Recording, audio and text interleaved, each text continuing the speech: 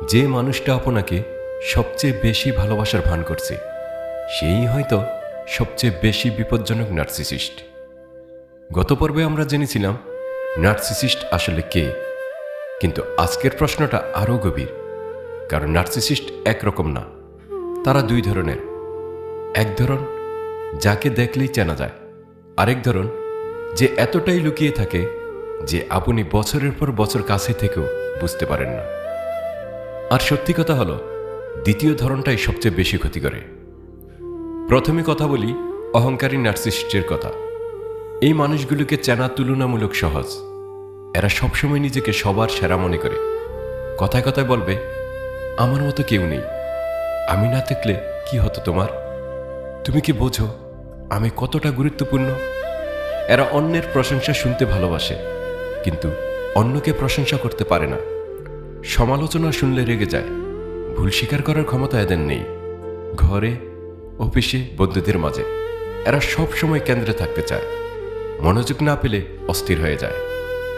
এই ধরনের মানুষদের সাথে থাকলে আপনি কষ্ট পাবেন। এটা বুঝতে বেশি সময় লাগে না, কারণ তারা লুকায় না। কিন্তু দ্বিতীয় ধরনটা সম্পূর্ণ আলাদা। এদের বাংলায় বলতে পারেন লুকানো নার্সিসিস্ট। এরা বাইরে থেকে দেখতে অনেক বিনম্র, শান্ত, ভদ্র, এমনকি একটু দুর্বল মনে হয়।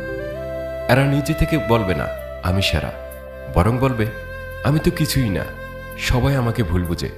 কিন্তু ভেতরে ভেতরে ভেতরে তারাও ঠিক ততটাই অহংকারী, শুধু সেটা আড়াল করতে পারে। এরা ক্রমাগত নিজেকে ভিকটিম বানায়, সব কিছুতে নিজের কষ্টের গল্প তৈরি করে এবং সেই গল্প দিয়ে আপনাকে নিয়ন্ত্রণ করে। আপনি বলতে পারবেন না তুমি আমাকে কষ্ট দিয়েছ, কারণ তার সাথে সাথে তারা বলবে আমিই তো সবচেয়ে কষ্টে আছি। এই মানুষগুলো আপনার সহানুভূতিকে অস্ত্র হিসেবে ব্যবহার করে এবং আপনি টেরও পান না কখন থেকে আপনি তাদের ফাঁদে পড়ে গেছেন। তাহলে দুইজনের পার্থক্যটা কোথায়? অহংকারী নার্সিসিস্ট চায় প্রশংসা, লুকানো নার্সিসিস্ট চায় সহানুভূতি। অহংকারী বলে আমি সেরা, লুকানো বলে কেউ আমাকে বোঝে না। অহংকারী মানুষকে সরাসরি ছোট করে, লুকানো মানুষকে ধীরে ধীরে নিঃশব্দে ভেতর থেকে ভেঙে দেয়।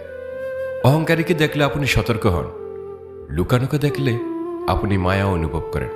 আর এখানেই লুকানো নার্সিসিস্ট সবচেয়ে বিপজ্জনক, কারণ মায়া পেলে মানুষ সতর্কতা ভুলে যায়। মনোবিজ্ঞানীরা বলেন লুকানো নার্সিসিস্টদের সাথে সম্পর্কে থাকা মানুষেরা বছরের পর বছর নিজেকেই দোষ দেয়।